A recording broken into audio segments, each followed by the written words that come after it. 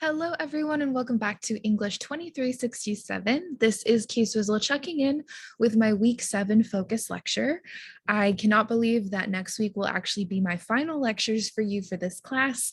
It is so amazing to me every time how quickly a semester goes by, but especially in the summer. And I really hope that even though there's been a lot of hiccups with just many things happening this summer in my life / our lives, that you are doing okay and that you are finding the pace for these final weeks to be feasible. So this focus lecture is called Working as a Group to Refine the Final Project. And I've titled it this way, even though the majority of this lecture is really going to focus on preparing us to move into the final project, because as you are independently working on your literature review this week, and ideally will have finished it by the time that you watch this lecture, or, at least we'll have your rough draft, in some, way, state, or form that I can take a look at. The idea still is that you want to be really thinking about the fact that in week 8, you will be providing feedback to your peers on the rough draft for their final project. And so it'll be important that as you go through this week's materials and work on your literature review and start thinking about your final project rough draft, you'll really want to kind of think about how are you preparing yourself to be the most well organized and just kind of most focused group member possible, so that the feedback that you provide to your peers can really help them to complete this final project in a state that they're proud of, and that ideally can earn them a high scoring grade on what is the biggest assignment for the semester. So in terms of the agenda for this week's lecture, I've broken it into 3 sections as usual. We'll start with recapping rhetoric, or focusing on supporting claims with reason and evidence, which is the focus of this week's excerpt from Who Says. And we'll specifically be thinking about the anatomy of an argument, given that you are really moving from observing arguments made by other creators to now making one of your own through the semester research project.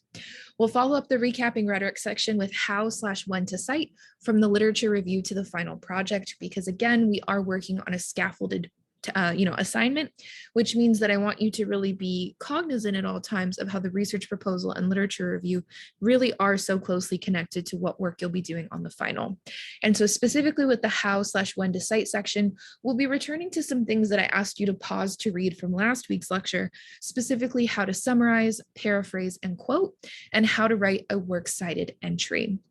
And I'll get into this a little bit more when we move to that section, but these are skill sets that you'll not only have wanted to, of course, refine and kind of work on for the literature review, but that will definitely come back into being important when we go to the final project. And finally, we'll finish this week's lecture with refining your baking. Writing is a treat, and that treat is a pie. And this is going to be the kind of final expansion pack, if you will, on the acronym that we're using for this class. And so we'll want to keep in mind that treat is going to really refer to the paragraph structure for your close reading section in your final project. Pie is going to be useful to think of as the end result, given that we know that the full pie is, of course, our full argument. And we'll also just want to think about, what does it mean to prepare your final project rough draft pie, and how is it that you can utilize the materials that you've already started to gather from the research proposal and the literature review to make sure that you've got a strong rough draft that your peers can respond to. So let's start with recapping rhetoric, supporting claims with reason and evidence. Now, once again, I want to remind you of the scholarly model that was provided to you in a previous chapter of the required textbook readings. And I've highlighted it a bit differently than I did in my previous lecture for week 6, reason being that I want to remind us once again that the scholarly model, of course, is kind of a loose overview of what the textbook presents us with in terms of what we can generally find in an academic argument. But what I really like about the way that this model is lined out, or kind of laid out, I should say, is that it's also conducive for us to think about and annotate in terms of how your final project will look for this class, even if it takes a creative route as opposed to being in a traditional essay form. So if you'll notice, I have highlighted sections of the scholarly model in orange, yellow, green, light blue, and medium blue highlight. And the reason being is that I've done this to kind of create the opportunity to really think about what each of these sections consists of when we imagine them in the structure of your final project, and what we've covered thus far in my writing lectures that I've given in the second part of the semester. So for instance, the introduction section in the scholarly model which of course gives kind of an overview of doing things like forecasting the structure of the argument, getting the reader to pay attention to what it is that you're talking about, building rapport with the readers, establishing your expertise on the topic, etc. Right? That is going to, of course, be the introductory section of your final project, which in our case is going to be the first 1 to 2 paragraphs of the project or some comparable length if you're working with a creative option, right? So the introductory section is really going to be where you offer that point of entry into the topic. And as we'll see between the research proposal and the literature review, you can really start to notice that kind of the what you're baking section from the research proposal and the introductory section from the literature review. I have designed both of those to be rough drafts that can grow into the finalized introductory section for the final project because it's retaining a lot of the same information and details. The second in the scholarly model is background, which is going to offer things like an overview of the situation or problem.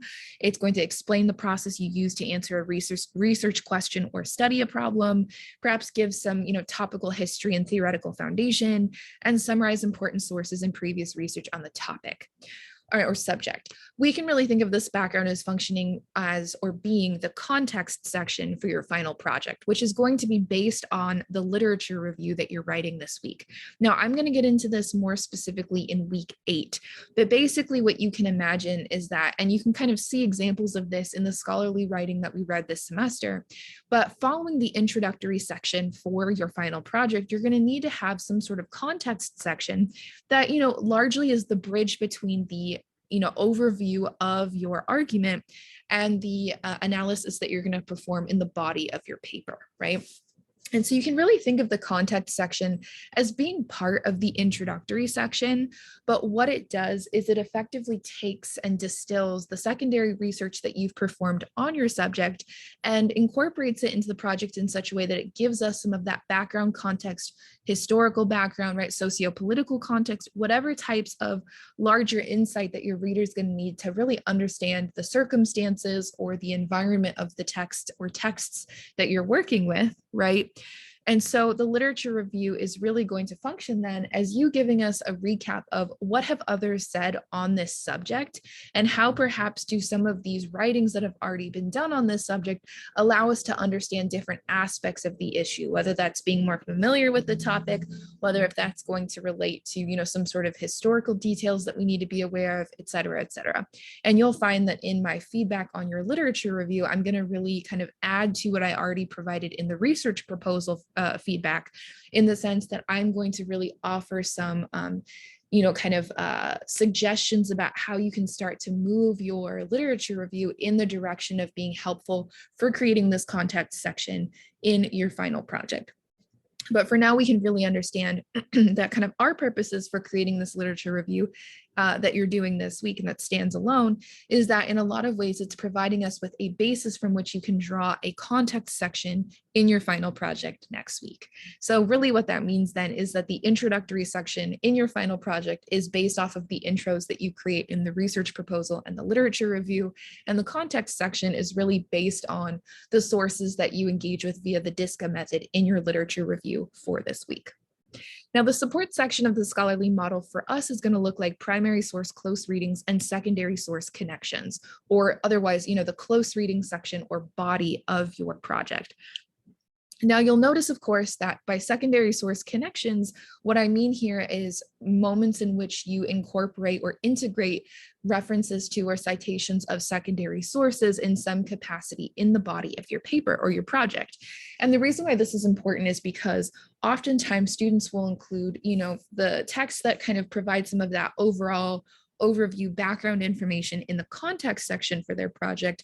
But when it comes to offering, additional insight into how they're analyzing a particular detail in the text, they would more likely place that as a secondary source connection in the body of the paper or the project.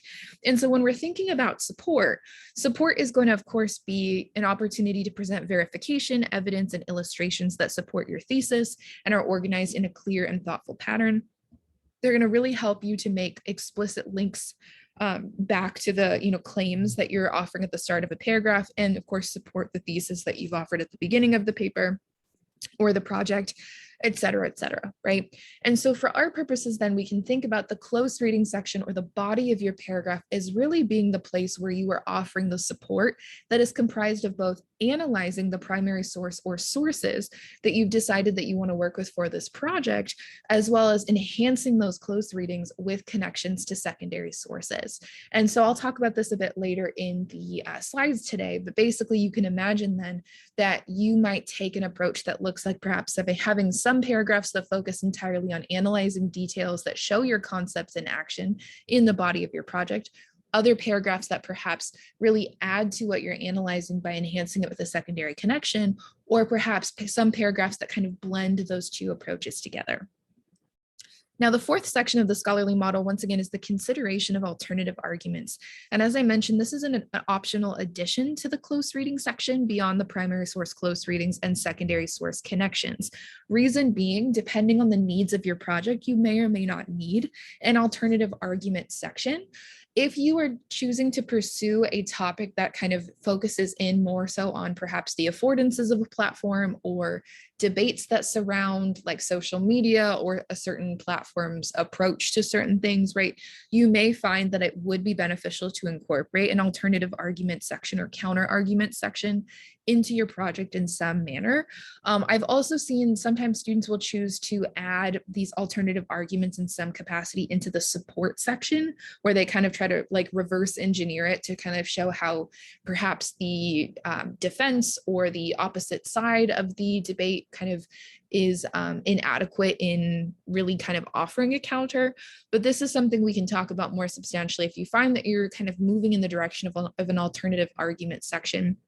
But for now, you can kind of think about it as often being something that writers will use as a way to transition into their concluding section, especially if they're focusing particularly on the ways that a scholarly or popular conversation have developed over a particular period of time. And finally, of course, there is the conclusion section of the scholarly model, which for our purposes, we can once again think about as the concluding section that usually is going to be comprised of 1 to 2 paragraphs at the end of the project, right? And a good concluding section should, of course, briefly recap the overall argument, discuss the consequences of your research, tell readers what you want them to think or do, and raise questions for further research. I'm going to focus most of my energy on the concluding section in next week's lecture, namely because if you'll recall from my overview lecture for this week, I'm not really expecting you to think at all about the concluding section in your rough draft for the final project.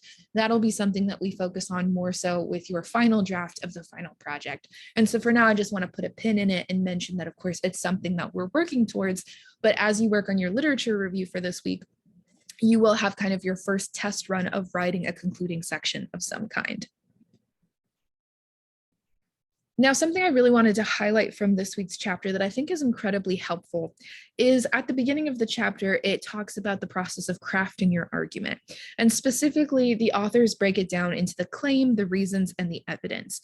And I think that this chapter is a really helpful one to talk about at the end of the semester, namely because they do a great job of reminding us of some of what we've already covered, right? But they're also offering us some language that I think is really accessible for kind of trying to think about what exactly is kind of the goal setting that I'm working with here, and how are the various parts of my project coming together to accomplish what they need to, right? So of course, as we know, the pie crust of our argument pie is going to be the thesis that grounds the overall argument. And each slice of the overall pie is going to be driven by a claim that is part of the larger thesis. And so again, each slice is a claim-driven paragraph, meaning that each paragraph should offer some slice of the thesis covered in that particular paragraph, okay? And so, of course, the authors offer to us that we want to remember that when we think about effective argumentation, it's going to really rely on having a thesis or the overarching concern that you are defending in the course of your project. And we have to imagine that in the course of creating this project, you're, in some respects, offering a kind of conversation with your readers, which will especially be apparent at the end of this week when your group members, of course, start to take a look at the rough draft of your final project. But for now, I really want to talk through the claim, the reasons, and the evidence as terminology that we can keep in the back of our mind for this week, and that we can, of course, pair with the language that we're already using in terms of baking a pie. So the authors tell us that your claim is obviously the argument that is ultimately in the form of a thesis statement. If you have a research question, your claim will be the answer to that question. If you have a practical or conceptual problem that you are investigating, your claim may pose a solution to that problem. Now, in this context, what they're really doing is telling us is that the thesis is kind of your overall claim, right? But to help keep it from getting too confusing, you can kind of think about it as you have a big claim and you have a bunch of little claims that are connected to that big claim, okay? What I mean by that is, if we look at this image over here of the pie with the one pie slice that's kind of sectioned off, what we can understand is that the pie crust, of course, is going to be the thesis that connects the entire pie together, right? We can see very clearly, especially in this image right here, that the pie crust really is connected to everything. However, if we imagine that we have a big claim and there are little claims that are scattered throughout a project that are related to that bigger claim, we can kind of think about it like this. So if the larger claim or the big claim is your thesis or the full crust, then our little claim or kind of the smaller parts of that thesis can be thought of each section of the crust that's broken off when you cut slices of your pie. Right. And what by that I mean is that just because the slice is cut doesn't mean there's no longer a thesis crust, right? Instead, it's a smaller part of the thesis crust that is connected to this pie slice based on the needs we've talked about in previous lectures. And so with that in mind, we can imagine then that each time that you slice in your pie or create a new paragraph, there should be some kind of rationale for it based on the claim that is driving that paragraph. Okay, so you're creating a slice based on how much of a claim or how much of a smaller piece of the thesis you're going to cover in that paragraph. Okay, now the reasons, according to our authors, are going to be what support your claim through logic and by implying that you will have to defend this claim. Reasons give your audience cause to believe you. So in following up this claim, and we're thinking, of course, right now in smaller claims in terms of this crust connected to the paragraph, the writer might continue as follows. The film Jaws helped to define a genre of film called the natural disaster movie because of its content, revealing the unpredictability of natural forces that one usually considers predictable. As you will see with this example, your reasons often use the word because. My father is a great caretaker because he helps me get ready for school each morning. Now, you may have noticed, depending on the type of feedback I provided on your research proposal, especially in relationship to your thesis, that I might have suggested you want to follow through on an idea with something like a because statement. And when in doubt, using because as a connector can be really helpful, namely because what you're doing is that you're ensuring that you're not just leaving that kind of claim out, dangling without reasonable support, right? And so the reasons really are going to act kind of as your glue or the connection point that allows us to advance from a claim to evidence, okay? And so it's really this idea of following through on your initial thought or on your initial claim presented in the topic sentence per treat, right? And making sure that your reader feels confident that you know what you're talking about and that you've provided them with enough background information that they also can follow along with the logical development in your project as it keeps going. Right? And then finally, evidence is going to serve as your proof. So it supports your reasons, and your evidence will come from all of the data, research, fieldwork, or resources or sources, that you have gathered. In the case of this paper, blah, blah, blah, and they give us some examples here.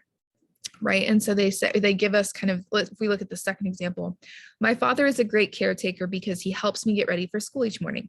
He makes me breakfast. He helps me get dressed and he makes sure that I have all of my homework from the night before. So if you'll notice here, the difference, of course, is that we really move from, just having a claim, right? So starting with my father is a great caretaker, this is something that could be debatable, right? It's not simply just a statement, but instead it's a debatable point that's being offered as the argument. And this claim is, of course, being expanded on by offering because statements for the reason, right? And then the evidence is these core examples that are being provided to really support what it is or provide proof that the argumentative claim that you're presenting in this paragraph actually is something that could be backed up. Now, we can think about this relationship for your project as being quite similar in the sense that the primary source or primary sources that you decided that you want to work with for this project are really going to help you provide that evidence that you need in order to back up the argumentative claim that you make in each paragraph, right? So depending on what you're working with, you might be making a smaller claim sliced from the thesis related to, why social media is empowering or important or harmful, whatever it might be, right? You're connecting that or kind of supporting that with your reasons that allow you to follow through on this thought. And the evidence is fulfilling the kind of opportunity and necessity that you really provide us with concrete examples that you're analyzing as being indicative of or exemplifying these concepts in action. The other thing that's really kind of helpful about this chapter for this week is these questions that you're provided with to kind of guide your thinking. And I especially like how they offer an example of kind of the because statement here at the very top of the slide. You can see, I believe, and then claim, because of the reason, and based on the evidence. And the reason why I think that this is helpful is what it kind of generally does is that your argument really relies on the relationship between the claim, the reason, and the evidence. And you can really think about that as being foundational to how you're creating your body section for your final project, because whatever argumentative claims are introduced in the introductory section of your project need, of course, to be followed up with in terms of these smaller claims that you're making in each paragraph that rely on also having a kind of reasoning and evidence that allow you to both support the claim and prove that you can back it up, okay? And so they offer some guiding questions here in regards to your claim, reasons, and evidence that I encourage you to, pause to read, because I think that they'll be very helpful when moving into the rough draft of your final project. But I want to direct your attention to my flow boxes on the left side of the screen where I give some kind of additional notes. So I start within the light pink box. Ultimately, your thesis statement should make clear what you are arguing based on what you are close reading and how you are supporting your claims with informed research-based evidence, right? So your thesis crust is going to be important because it's giving us that insight into what it is that you're arguing, what kind of a pie are you baking, and how you are basing the choices about what type of pie to bake, and in essence, really how to bake it based on the close readings that you're performing of your primary source or sources and how you are supporting those claims with research-based evidence, right? And so as we can really see then, of course, this is where the body of your paper really becomes about backing up what it is that you're arguing. In my second flow box, I mentioned, as you work on your literature review, you will want to consider how each of your selected secondary sources can enhance, complicate, support, vet, or contextualize a specific slice or claim of your argument. So as you're working through the secondary sources that you locate and begin to evaluate, you really want to think about what do they contribute? How do they act as tools in my toolkit that are going to allow me to enhance the analysis that I'm already presenting in the course of analyzing my primary source or sources. And finally, in that last flow box, I say that is the purpose of the literature review is to not only sketch out the secondary sources you are considering for the final project, but to anticipate where you may integrate them into your project. In which section of the final project might this source be used and how? And that's really where the kind of connect and anticipate steps of the DISCA method become most pertinent to us.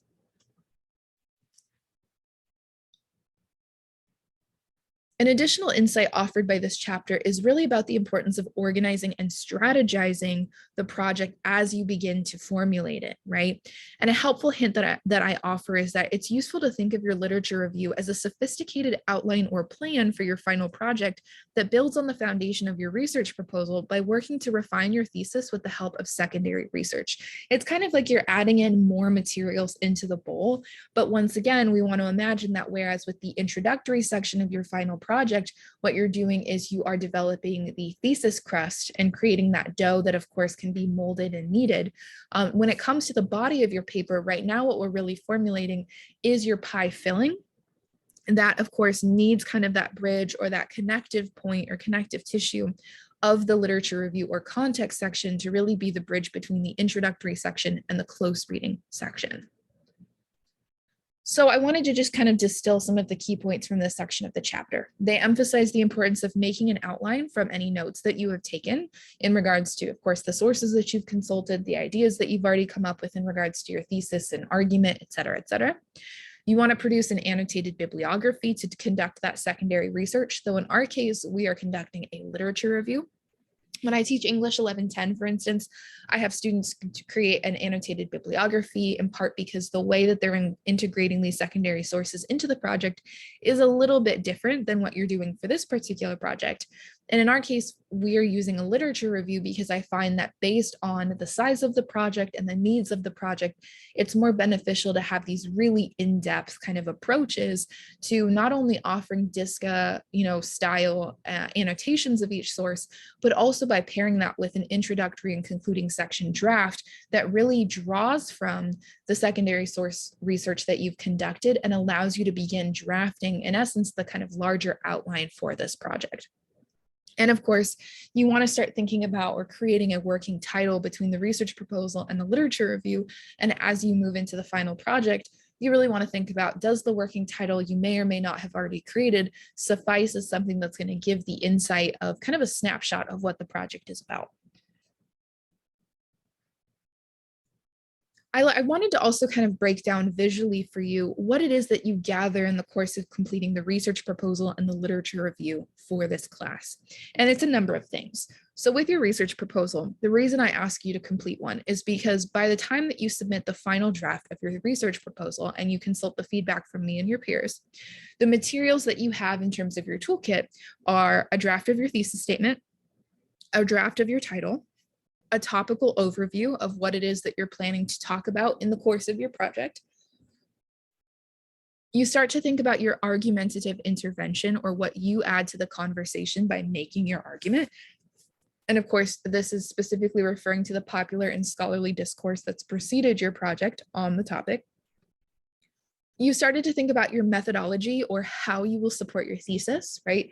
Are you going to create your own data? Are you going to conduct certain close readings? Are you going to analyze comment sections? Are you going to do some film analysis or formal analysis of specific depictions in a TV show, right? You're thinking about the how paired with the what you're doing. And the what you're doing is your project purpose, right? So what are the motivations and inspirations behind the project that you're taking on? You also, in the course of developing your research proposal, identify a primary source or multiple primary sources that you'll choose to analyze for the pie filling. And of course, you develop guiding research questions that really allow you to start considering what it is that are going to be your needs in the literature review, but also what your kind of just motivating forces are as you continue with this project. Now, by the time you complete the final draft of the literature review and consult my feedback on the rough draft, you will have the following materials. You will have a revised version of your thesis statement that you'll then rework once again for the rough draft of the final project. You'll have a revised version of your title if you have gotten feedback from me that you need to continue working on it. You'll have the topic overview from the research proposal that you'll have started working with in the introductory section for this literature review to start thinking about the point of entry for your project. You'll have new additions to the introductory section, which are of course covered in the recipe card for the literature review. You'll have a concluding section for the first time that you can draw from in the final project that can give you some kind of, just kind of an overarching skeleton of what you might choose to work with for that final project conclusion. You will have located 4 to 6 secondary sources, keeping in mind that you'll need a minimum of 5 secondary sources to reference in your final project. You'll have conducted the DISCA approach for all secondary sources, which once again is describe, summarize, connect, and anticipate, which really allows you to work through if each of these secondary sources you found will eventually find their way into your final project. And for the first time, you'll have a draft of a works cited page because you know that you will need one for the final project. And so in sum, you can really see then that between the research proposal and the literature review, you actually really compile a significant number of tools that then are going to dramatically reduce how much labor needs to get done for the final project if you were to only be completing or starting that final project within the last 1 to 2 weeks of the semester. Now, once again, as we move into thinking about the final project and really consider how the research proposal and literature review are training you for some of these skill sets that you need to have by the final, we once again need to remember that the pie crust is our thesis statement. The full pie is the argument. Each pie slice is a paragraph that is driven by a claim offered in the topic sentence. The pie filling is going to be the evidence close reading, meaning the details that you analyze in your primary source. The pie decoration is going to be the evidence secondary connection, or each time that you make a reference to and integrate a secondary source into your analysis. And the pie tin or pie plate is going to be the conclusion that really holds up or holds together the entire pie argument. Now, before you advance to working on or starting to create your final project rough draft, I strongly encourage you to review the checklist on page 120 of Who Says, because this checklist is going to help you identify if you are even ready to begin that rough draft, or if you need to double back and find some things that you're currently missing, right? And so I won't go over these in exhaustive detail. So I do ask that you either pause to read from this slide or revisit these pages in your textbook, because this particular checklist I find to be really robust in making sure that you have really the tools that you need to be able to start even thinking about this final project rough draft, or if you perhaps need to meet with me, talk with your peers, or just kind of locate some additional resources and materials before you start thinking about this next assignment.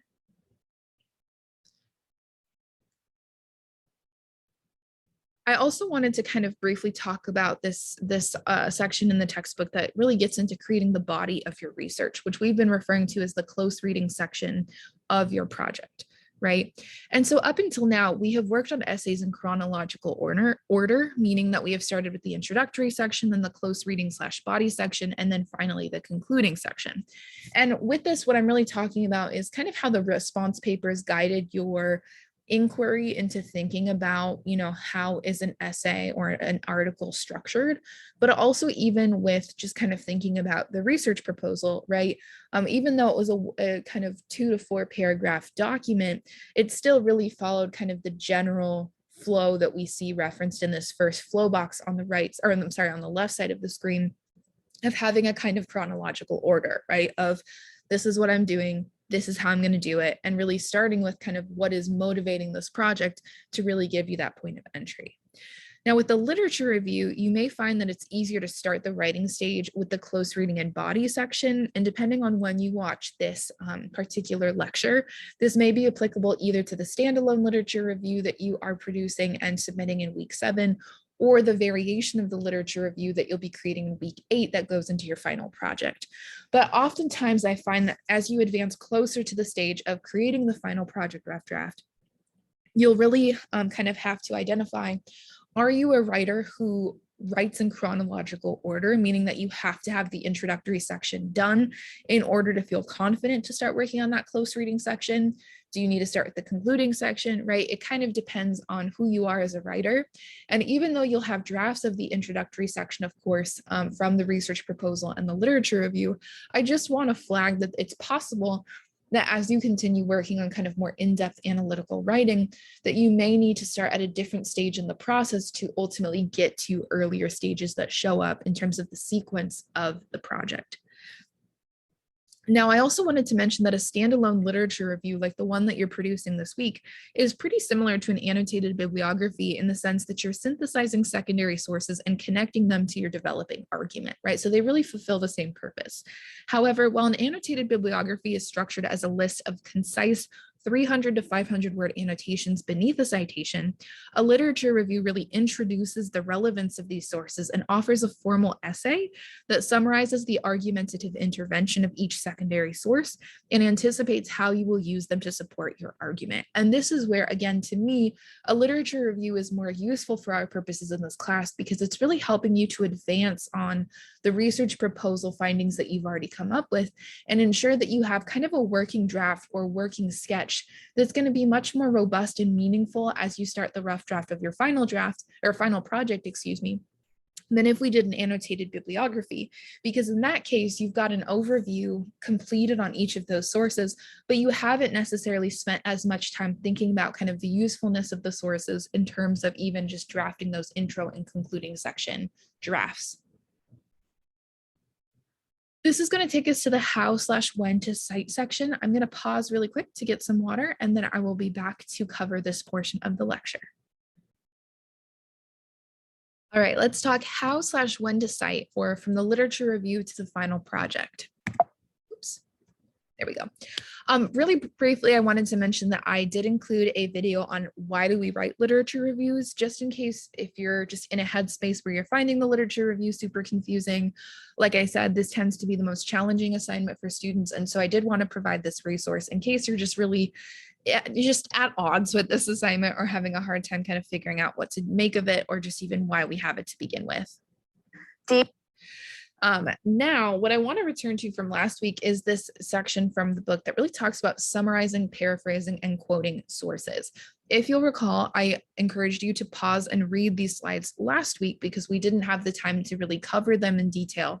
But I choose to cover them kind of in this lecture, in part because you're kind of in the in-between zone between the literature review final draft and the final project rough draft.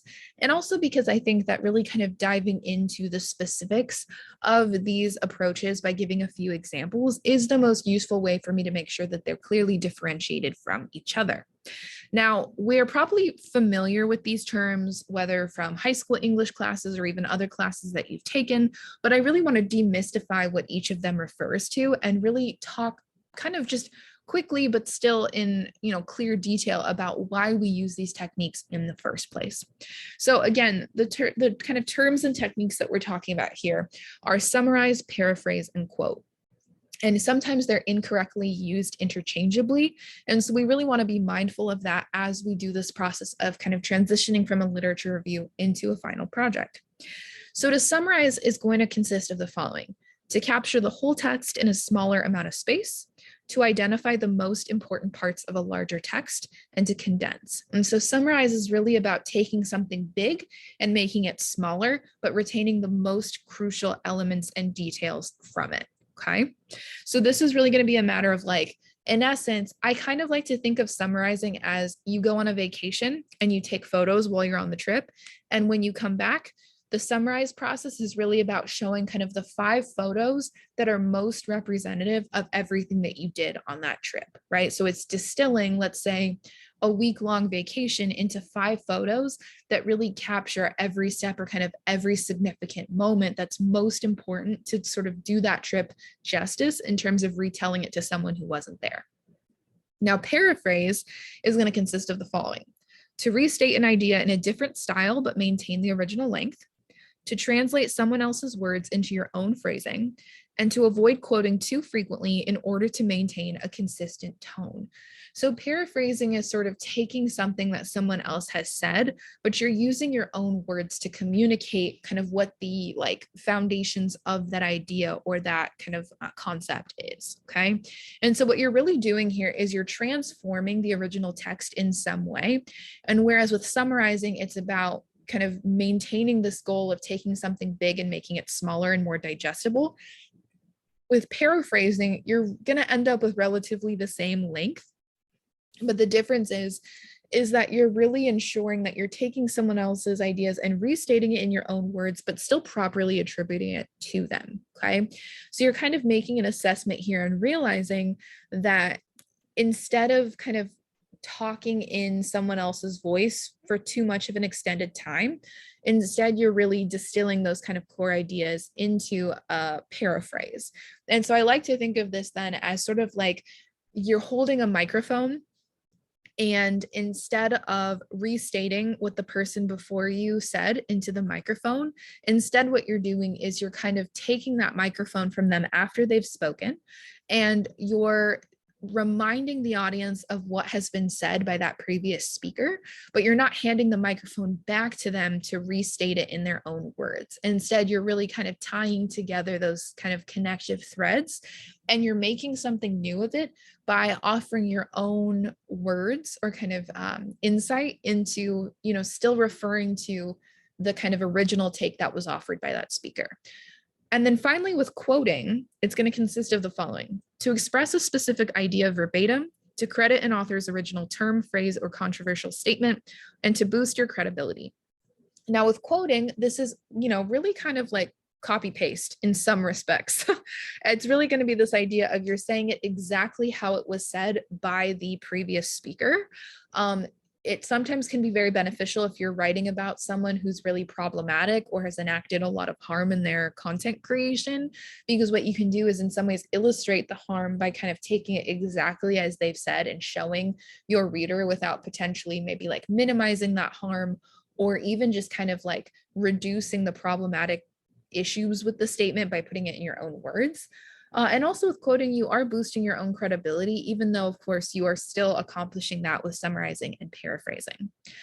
With quoting, you can also kind of think about it as like, it's almost like a, rather than let me tell you in my own words, let me just show you what they did, right? So instead of trying to recreate it in some way, you're just showing them exactly what they did. I'm trying to think of a good example. I can't think of a good kind of analogy right now, but basically with summarizing, once again, you can think about it as you went on a week-long vacation and you've got 5 photos that really capture sort of the most important moments from that trip. With paraphrasing, you're kind of imagining yourself as having, been handed the mic after someone else has spoken, and you're really kind of offering some takeaways or kind of offering some insight into what was already said by presenting it in your own words while still properly attributing it to the previous speaker. And with quoting, I suppose we can stick with the microphone analogy and just say that, rather than you speaking, you give the microphone back to the previous speaker and say like, they're going to remind us of what they said. Okay. Now, I wanted to also just kind of emphasize this like really sort of quick section in the book that I think does a nice job of just giving us some insight into why we summarize, paraphrase, or quote. Now, with summarizing, they emphasize that summarizing is about selecting the main points and condensing the original. So again, it's like big picture details, but presenting it in a lot less space. It's almost like when people say like long story short, and then kind of present the kind of core facts or most important details from that retelling. Same idea with summarizing, right? You're really taking the kind of thing at large and making it a bit smaller without sacrificing the crucial details that are needed to really understand it. Paraphrase is all about translating the original into our own words and not just doing a synonym swap, but really maintaining a similar length at the same time. And so with paraphrasing, once again, it's about transforming it into your own words while at the same time making it explicitly clear that the ideas that you're referencing are not of your own creation, but are instead, of course, those of the speaker that you are referencing. And then finally, with quoting, the authors kind of help us to understand that it's useful for restating a creator's words verbatim or exactly as they said it, but overusing quotations sometimes seems like a shortcut for students who really don't understand or haven't fully read their sources. So with that in mind, we want to kind of note that when we excessively quote from a secondary source, what that ends up doing is that we kind of never get the microphone in our own hand, right? So thinking back to the analogy from a moment ago, when we're quoting, someone else is holding the microphone and we're presenting the stage or kind of the spotlight that allows them to be heard by a particular audience. But we don't want to accidentally leave them with the microphone the entire time to the point that no one remembers that it's your event. And so with quoting, we really want to be thoughtful about how often are we handing that microphone off to someone else. And in the course of kind of citing secondary sources in your project, you want to be really strategic about when am I bringing in a quote versus when am I summarizing or paraphrasing. And so the authors kind of give us these 3 insights of summarizing and paraphrasing are preferable to quoting because it's really going to allow you to demonstrate that you understand the ideas, but it's also giving you the opportunity to show that you're familiar enough with the scholarly and or popular conversation on the topic that you can confidently put together a kind of overview or kind of, main details or critical details that the reader should be aware of in the course of your own project. The second insight we get from the authors is we want to be selective with what we choose to quote, because once again, quoting excessively might be a signal that you haven't read enough and you've picked too many random things that it's showing that you aren't able to really distill this information into a shorter summarize or into a more effective paraphrase. And paraphrasing also, I should mention, is most helpful when you're focusing on a specific claim or example provided by the creator. Excuse me. As opposed to summarize is really about kind of the project overall that you're referencing. And then finally, we want to be sure that we've read our secondary source and that we understand it before we try to synthesize it. I have done this too many times where I've thought that I could get away with trying to summarize something without really having a firm enough grasp on it. And it will make your drafting process much easier if you're really confident and kind of knowledgeable about the source before you try to do anything with it, because then you end up having to double back and refamiliarize yourself with the text to kind of accomplish the same goal that you set out to achieve. So keep that in mind, that you want to do that reading and kind of familiarity work before you try to do the writing step. Now, the authors offer some pretty robust sections that explain how to summarize versus how to paraphrase and how to quote. And I want to just kind of briefly run through these. So they give us 5 steps for summarizing, which are: read the text carefully, paying attention to its genre and structure. And for example, if you're summarizing a research article and you know how that genre is typically organized, you know where to find the main claims and support. Reading is the most important step, because if we don't understand what we read, we can't summarize it well. And this really gets back to the kind of fundamentals of the writing steps that we talked about at the beginning of the semester, right? With W standing for watch and read all of the assigned material. If you haven't watched or read it, and especially if you haven't watched or read it closely enough, you're not going to be able to advance to the writing stage, okay? Our second step for summarizing is to create a reverse outline or schematic of the text layout. And this technique comes in handy whenever you're reading complicated arguments and even when you're revising your own writing. To compose a reverse outline, first write down the main idea or claim of each paragraph, either in the margins of the text or on a separate sheet of paper. And you may be able to find a topic sentence, or you might need to express the main ideas in your own words. And ideally, you want to aim for one phrase or short sentence per paragraph. And forcing yourself to identify each paragraph's main idea helps you to break down a complex argument and recognize its many parts. Then we'll write those points in outline forms that you can see the progression of the ideas on a single page if possible. I love reverse outlining. It's very tedious, but it's so helpful, especially when it comes to figuring out what in particular you might want to summarize, or I'm sorry, what you in particular might want to paraphrase or quote from the secondary source. So if you know that you're not going to sort of be taking it at large and creating a summary, it will be helpful to kind of identify in a reverse outline, would I be better suited to focus in on a specific claim or example that I should be quoting or paraphrasing? Alternatively, if you know in particular that you want to talk about the source overall, creating this reverse outline is going to be incredibly helpful to be able to talk about those big picture details and distill them into those kind of greatest hits that I was just talking about. The third step is selecting the most relevant points. And so you'll really want to consult that reverse outline to identify the most central ideas in your secondary source, or really understand what the blueprint of the text is, which someone who hasn't read the source would need to know in order to grasp the overall argument. And they kind of point out, you don't want to get mirrored in the supporting details, examples, and evidence. Also briefly include other rhetorical elements that would help your reader understand your source's rhetorical situation. So once again, going back to that rhetorical situation image that we saw at the beginning of the semester with the triangle and the circle. So details like author, intended purpose, or intended audience, purpose, genre, and publication context would be most useful here.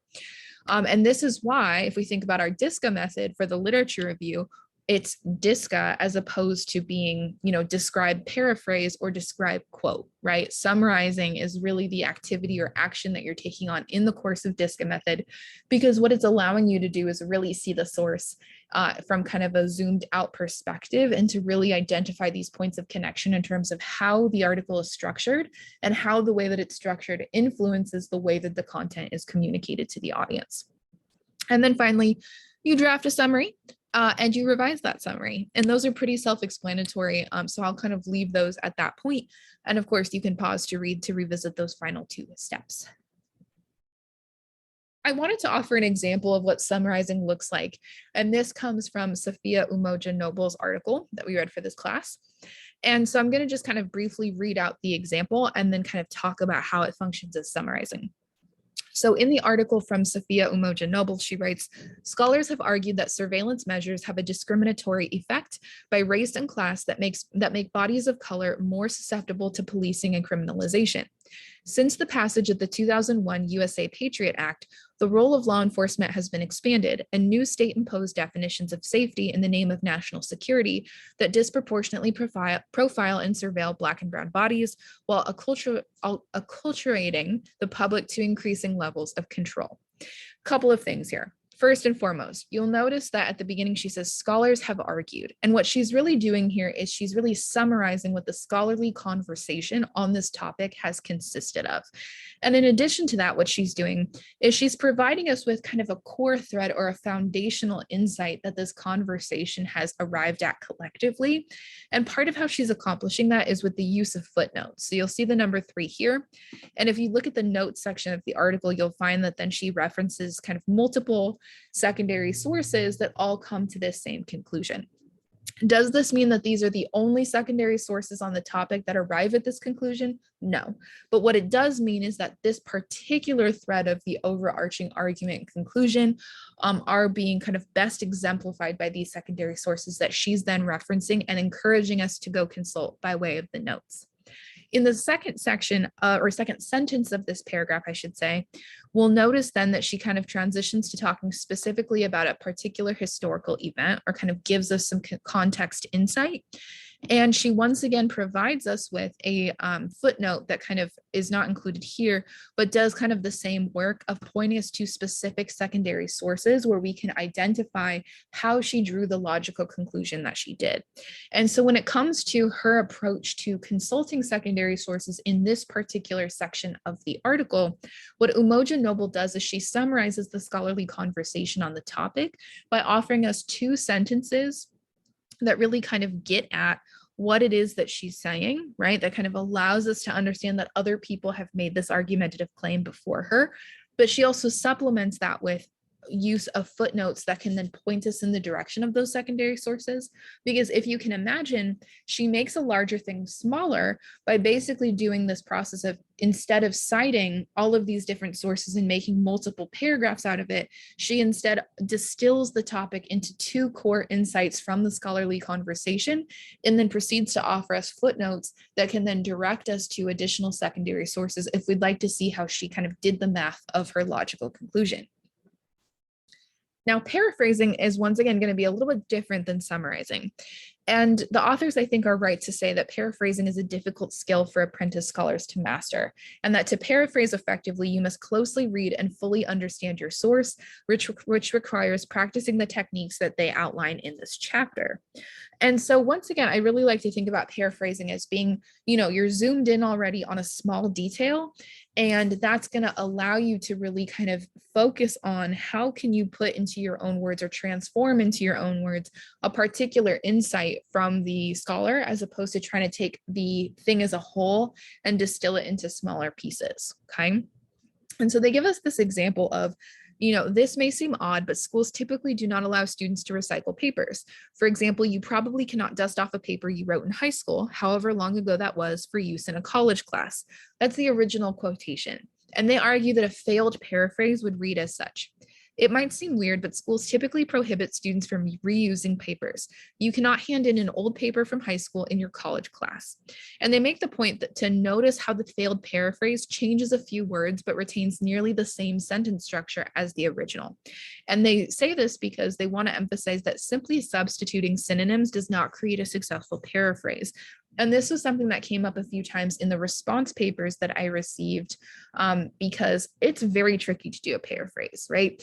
Particularly because paraphrasing oftentimes makes us the most aware of if we don't understand an argument or not, right? Because when you actually sit down to paraphrase, suddenly you realize, oh, it sounds really great the way that the author said it, but I might not have a firm enough grip on this yet to really figure out how to put it in my own words. I'll just go ahead and kind of use the same phrases because I liked how they were put together. And so we really want to be cautious, because when you do not successfully paraphrase, you might accidentally be committing forms of plagiarism, because you might accidentally be presenting the ideas of another creator as your own in your attempt to paraphrase, because you're using the same words without proper attribution. Okay. And so they offer kind of an example here in the middle of this page of a successful paraphrase. So they say, according to Schick and Miller, colleges may consider resubmitting old assignments to be a kind of plagiarism, right? That's a successful paraphrase, because what that does is it takes the original quotation that we see at the top, right? And they specifically identify who the original speakers are, and they restate kind of what the kind of gist of that, I'm blanking on the word, but the gist of that argumentative claim, right? And they're presenting it in their own words and they're getting at the same meaning without restating or reusing the same terminology without that proper attribution. Similarly, in the example that they provide here of successful paraphrase with quotation, they say writing scholars Schick and Miller warn students not to, quote, recycle papers from high school for college classes. And so we can see that the difference here is that once again, there is the proper attribution of the scholars' names at the beginning of the sentence, but what they do slightly differently is that they decide that they want to use a particular, phrasing of words from the original quotation. And they decide to include it with quotation marks here while restating the rest of the idea in their own words. So what the authors really offer that I think is beneficial to keep in mind when paraphrasing is they offer these 5 steps. First, to read carefully the paragraph or sentence that you want to paraphrase. Once again, thinking about watch or read everything like our writing steps foundations. Think about what it's saying, mull it over, chat with yourself about the ideas. People talk to themselves all the time is what they get at. Then rewrite the gist of what the source says without looking at the original paragraph or sentence. Resist the temptation to glance at the author's exact wording. Otherwise, you might be influenced by the author's style and find it difficult to rephrase. The only reason to return to the original is to get a clearer grasp of the content. And if you review the original, then repeat step 2 before trying to write again. I find that it's really helpful to have a writing partner. You might even find that with your semester survival group members, this is something that you could do collaboratively. But you want to really kind of practice restating or kind of practice converting these ideas into your own words or into different words and really have a firm grasp on that before kind of committing to putting it in writing, just because once again, it's going to save you that time, but it's also going to help you ensure that you actually understand what it is that they're saying. Then 4th step, double check the original to ensure your paraphrase is accurate but significantly different from the original in terms of sentence structure, word choice, tone, and possibly even length. Again, your goal is to rewrite the author's idea as you would write it. And then finally, cite the author with an in-text citation or use an attributive tag. And they kind of talk more about what that means later in the chapter. But you can see a good example of that, of course, with the successful paraphrase right here. And also you'll kind of see examples of this in, one of the videos that I shared for last week about kind of in-text citations. Another example from Sophia Umojanopoulos' article, Interrogating Black Death and Dying Online, comes from page 151, where she specifically offers a paraphrase of a scholar's work that leads into a quote. And I thought that I would offer this as an example to kind of think about what paraphrase looks like in this context compared to the summarize that she offers earlier in the article. So in the article, she writes, let's see, for archives are organized intentionally to frame and understand communities and ideas in context. Tanya Sutherland has written extensively about, or Tanya Sutherland, excuse me, has written extensively about the social imaginary of Black death and the erasure of images of violence against African Americans from archives throughout the United States. And she characterizes the lack of collection of records of Black death and dying in terms of postcards and memorabilia of lynching, for example, as a type of amnesty that has been given to perpetrators of such heinous acts. Her historical accounting of the ways that public policy stemming from the Civil War granted clemency to those who had been perpetrators of racist violence against Black people. She asserts, archives as memory institutions are collectively mandated to create, maintain, use, and make available records of a shared national history. Where then is the evidence of this difficult past? So with this particular article, I wanted to note that she kind of, obviously is providing her own argumentative claim previous to this particular citation. But when she gets to Tanya Sutherland, she provides the proper attribution, right? She tells us who in particular she is referencing in terms of their work. And then she proceeds to offer a paraphrase of a particular argumentative claim offered by Tanya Sutherland, and specifically kind of gives us larger insight into who Sutherland as a scholar is to ensure that we have the proper context to understand why in particular Noble is offering both a paraphrase and a quote that is led into by the paraphrase, right? So she ensures that we kind of have in her own words an understanding of what Sutherland's argument is before she kind of finalizes this reference with a particular quote that allows her to really kind of focus in on a specific moment in Sutherland's writing that she finds to be kind of so powerful that it should be allowed to kind of stand on its own as opposed to being restated. And then finally, we have quoting, right? And so once again, quoting, we want to kind of avoid doing excessively. Paraphrasing and summarizing is going to be preferable to quoting. But as the authors kind of mention, right, we can definitely see that scholarly writing depends on quoting in some capacity to kind of give us insight into some of the more salient moments from other sources that are being referenced in a given text, right? And so I'm going to kind of go over this a bit quickly, but basically, as they point out to, most scholarly writing, including the kinds of assignments that you're likely to encounter in college, use published sources to support arguments. Every time you include a summary or paraphrase or quotation, you might think of that source as an expert witness in a trial. As the trial lawyer, you might borrow the expertise and credibility of a scientist, for instance, to validate or refute DNA evidence. Then you'll have a conversation with that source and with your audience about what that evidence means. Right.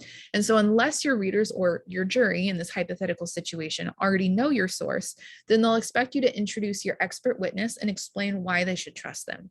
One of the best ways to learn how to do this is to study newspaper reporting. And they provide us with an example here that I'm going to kind of skip over for the sake of time, but I want to just kind of emphasize at the bottom the kind of important techniques to keep in mind with quoting. The first of which is an introduction, usually an attributive tag of some kind, or what some writers call a signal phrase that clarifies who's speaking, such as according to or the author states, and an explanation of why the source is relevant to the story. And so with quoting, it's going to be a little bit more work long-term in the sense that you need to provide an explanation that kind of backs up why you chose to offer such a substantial quote as opposed to going with a paraphrase or a summary. So one example of what quoting can look like in action comes from Trevor Buffoni's D'Amelio effect chapter that we looked at in this class. In one particular paragraph, he writes, writing for Forbes, John Coitzier calls TikTok content digital crack cocaine. If that is so, then replicating Charli D'Amelio is how we get our fix. We watch her dance videos on loop, learning her moves while exponentially growing her engagement rate. And then it continues on. But what we can notice here is that there are two things, or a couple of things really, I should say. First of which is Buffoni nods to or kind of notates where the source was published when he says writing for Forbes. Second, he gives us the author's name and an attributive tag, right? He says John Coitzier calls TikTok content so that we know who in particular is offering this phrase. Then we get quotation marks around digital crack cocaine, as well as a footnote, footnote 11. And what that does is indicate for us that we have a specific quote that is being referenced by this author. And we're also given the secondary source information by way of the footnote that we can consult in the end notes of the chapter. I think this is also useful to point out that we can tell also that Buffoni is citing Coitzier's popular press work by citing a specific term that he himself uses in the original text, right? So the title of the article is Digital Crack Cocaine, the Science Behind TikTok's Success. And if we look at and compare kind of Buffoni's writing to Coitzier's title, even just in the headline alone, we can really see how Buffoni is quoting here as opposed to summarizing or paraphrasing in his own words. Similarly, later in the chapter, on page 20, Buffoni starts a paragraph by writing, media studies scholar Melanie Kennedy recognizes how, quote, many of the most followed stars of TikTok are not only young, but female, normatively feminine, white, and wealthy, end quote. When we think of girlhood on TikTok, users like D'Amelio are the default. When my Black students show me videos of new dances that they want to teach me, they are often videos of D'Amelio or other young women who fit into the D'Amelio aesthetic, that is slim, white, normatively attractive. Two things here. So Buffoni is citing Kennedy's work by quoting it verbatim, which we can understand by the fact that there are quotation marks and a footnote happening here, as well as we have an attributive tag of Melanie Kennedy being the one who's saying or doing the recognizing. We can also see that, of course, this kind of reference to D'Amelio being slim, white, normatively attractive is also in quotation marks and is also paired with a footnote, which indicates to us once again that Buffoni is quoting verbatim as opposed to offering this insight himself or offering it in kind of paraphrased or summarized capacity. I also wanted to just kind of briefly mention, so for the sake of time, what I've gone ahead and done that kind of moves a little bit away from the information I've just been covering, but is related to what you're doing in the literature review and ultimately in the final project, is if you are struggling at all with creating an MLA works cited page, I have linked for you here an MLA Works Cited 8th edition guide that I find to be really, really helpful in explaining kind of the minute details of creating a works cited page. It's about 5 minutes, and I encourage you to watch it because I think that it's a great source to consult when producing your works cited page and also revising and refining your works cited page for the final project. A couple of things I wanted to shout out from this source. They offer, I think, a really compelling explanation of what a works cited page is and clarify kind of how you can utilize and how you should utilize quoting, paraphrasing, and summarizing in the body of your project. And so I wanted to just kind of offer this screenshot as something that really kind of highlights some of the usefulness of this video, but also really gets at kind of why we even have a works cited page to begin with in a project like these. And additionally, I really love that the video offers some examples, and in particular, it offers some examples related to television episodes and social media posts, which, in thinking back to my focus lecture from week 6, it is more recent that we really have people who are in social media studies who are offering a kind of guideline on how to cite those types of texts, since previously we were mostly kind of working in legacy media industry texts that are cited a bit differently. And this brings us to the final section of refining your baking, or thinking of writing as a treat, and that treat is pie. So treat, once again, when we kind of think back to this writing acronym, is really going to offer us some insight into our paragraph structure. So when we consider writing to be a treat, what we mean once again is that writing is, of course, going to be kind of our foundational pre-work that has to be done before we can even tackle writing. And when we're structuring the body of your paper, right, or the body of your project, we want to really think about treat as a kind of outline or formula that can be useful to an extent, but of course you can customize based on your needs for the project. Now, once again, close reading is going to be the pie filling in your project, which means that each paragraph should primarily be focused on offering us some compelling pie filling or close readings of the primary source or sources that you've selected to work with for your final. And then, of course, these pie fillings should be related to, or kind of offer that reasoning and evidence related to, the small argumentative claim or slice of the thesis that is connected to that paragraph. And so just to recap, treat is going to stand for T being topic sentence that makes a claim, or that smaller claim. R stands for review the critical detail or scene, meaning recap for us where in the text this particular detail that you're focusing on happens or is located. E stands for examine closely the communication strategy, so the how or the methodology in terms of kind of how that detail is being presented through the form and its impact on the content. A stands for assess effectiveness of strategy, so how well is it working, or is it able to accomplish sort of what the creator set out for it to do.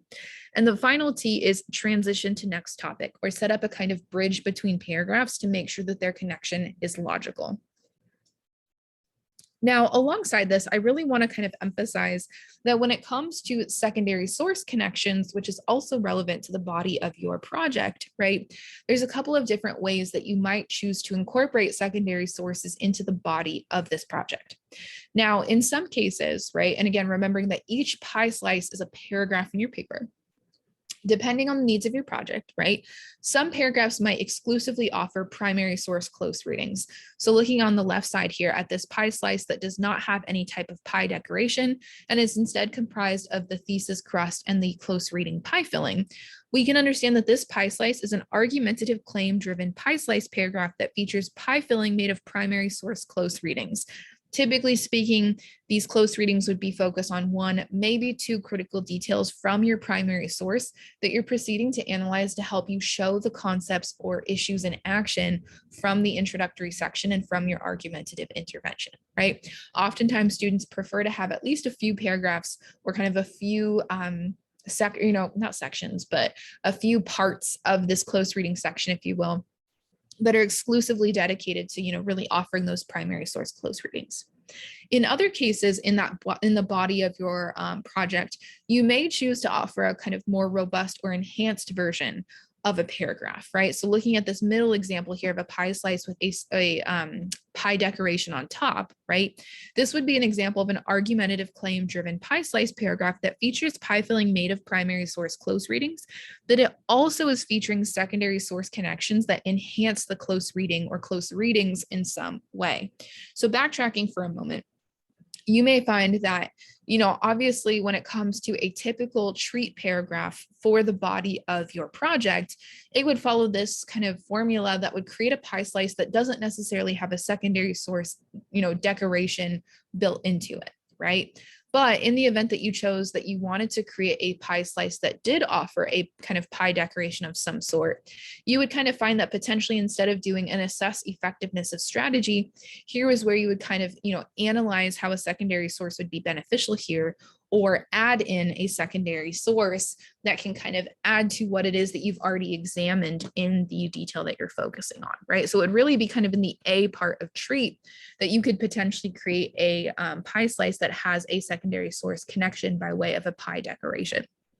Now, alternatively, what some students choose to do that also can work reasonably well is they choose to offer one or maybe multiple paragraphs in the kind of body of their project that are exclusively comprised of secondary source connections. Reason being, you might have a secondary source that you located for the literature review that really adds a lot to the primary source close reading or kind of overarching argument that you're making. And you find that it would be beneficial to devote one or maybe two paragraphs to kind of talking through that secondary source outside of the context section or literature review section.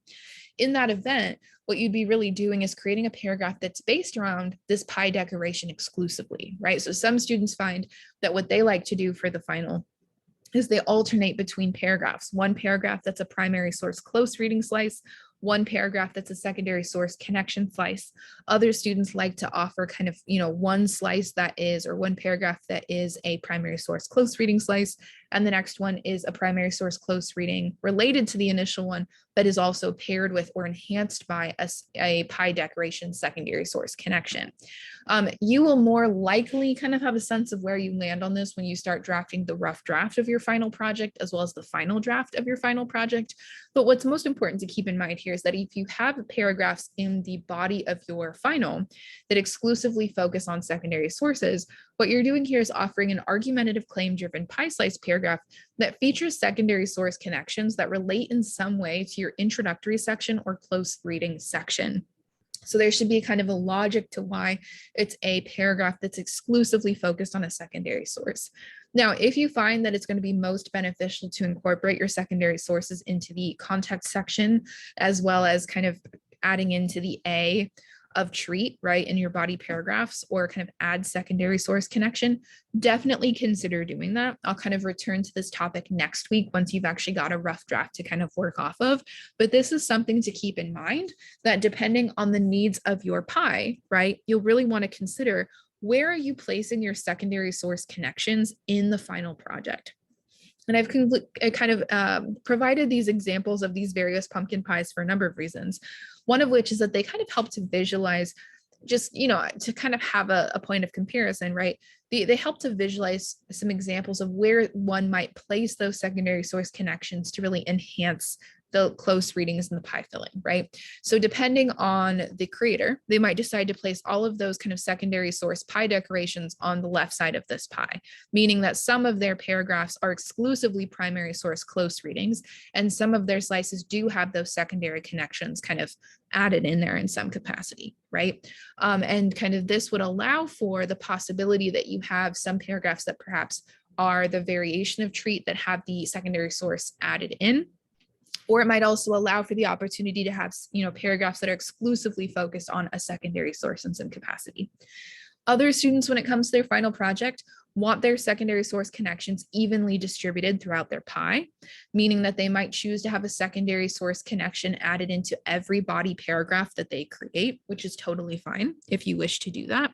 Some students find this approach to be most beneficial if they find that the sources that they introduce in the literature review, they want to come back to in some capacity in the body of the paper or project. And finally, other students choose to concentrate all of their secondary source connections in the literature review or context section of the project, meaning that it's really taking kind of the middle or I guess early middle, if you will, or kind of the, bridge capacity, meaning that you're really using it to kind of act as the bridge between the introductory section and close reading section, but you're electing not to return to these secondary source connections in some capacity in the body. And that is totally fine too. And like I said, I'll kind of revisit these ideas in next week's lecture, but this is something to begin thinking about. In knowing that you need to have a minimum of 5 secondary source connections in your final project, it'll be important to consider, will those secondary source connections be evenly distributed throughout my projects, that I have a certain number of them in the context section and a certain number of them in the body section? Will I choose to distribute them primarily in kind of standalone sections, or kind of, paragraphs of their own in the body paired with the context section? Or will I choose to kind of concentrate them exclusively in the context section, which would then free up the pie filling for my body to be entirely comprised of my own analysis? And so what this tells us then is that pie is the end result, regardless of what methodology or kind of baking approach that you take to achieve what it is that you're trying to create. And so the end result is treat, or that treat is A, right? And so to remind us, is going to refer to the introductory section's work, I being indicate context and scope, and S being state your thesis, both of which needs to happen in the introductory section of your pie. And A stands for analysis, not opinion, meaning that throughout the project, you need to be sure that you are analyzing instead of just offering your personal opinion on the topic. And so once again, pie is the end result in the sense that writing is a treat, and that treat is a pie. And so is a pie is going to be the result of kind of this acronym coming to fruition, right? So writing is once again going to be the acronym that relates to the pre-work that needs to happen before you can actively start the process of writing. Treat is going to be the acronym that relates to the structure, or kind of the sequence of your body paragraphs concentrated on primary source close reading. With some exceptions, of course, if you choose to add in a secondary source connection into those paragraphs, or even maybe you choose to customize it in a slightly different order than what I have lined out. Is relating once again to the introductory section's needs, as well as the kind of overall paper's necessity to be analysis, not opinion. And pie is going to kind of give us some takeaways in regards to what the body section of your paper or project really needs to provide. And so P is going to stand for paraphrase, summarize, or quote secondary sources to make connections that enhance your primary source close readings and overall analysis. So we know then that there really needs to be kind of paraphrasing, summarizing, or quoting happening of your secondary sources between the literature review section and the body paragraphs of your project, to ensure that the primary source close readings that you are offering and the overall analysis that you're offering are well kind of supported by this kind of evidence, right? I is going to stand for intervention and methodology should be consistent between the 3 project sections. So if you'll recall, I asked in the course of your research proposal to really think about what is the argumentative intervention or contribution to the discourse that you're making, and what is your methodology? How are you performing this project, right? How are you performing this analysis?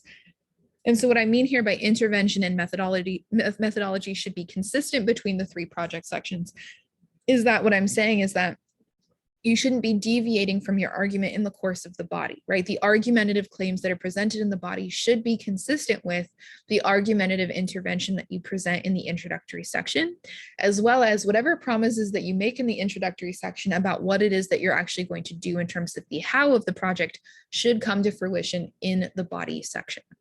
And then finally, E stands for examine primary source via close readings, which tells us once again, those pie fillings need to primarily be comprised of examinations of the primary source by way of closely analyzing and close reading critical details from your primary source or sources. All right, all of this is to say that when you get to the stage of producing and submitting the rough draft of your final project, it should be submitted to your semester survival group's shared Google folder by this Saturday at 11:59 p.m. Eastern, so that your peers can provide you with feedback next week.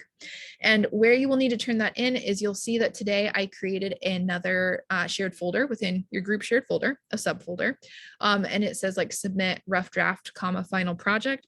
This is going to be, that blue folder is going to be where you turn in this final project rough drafts.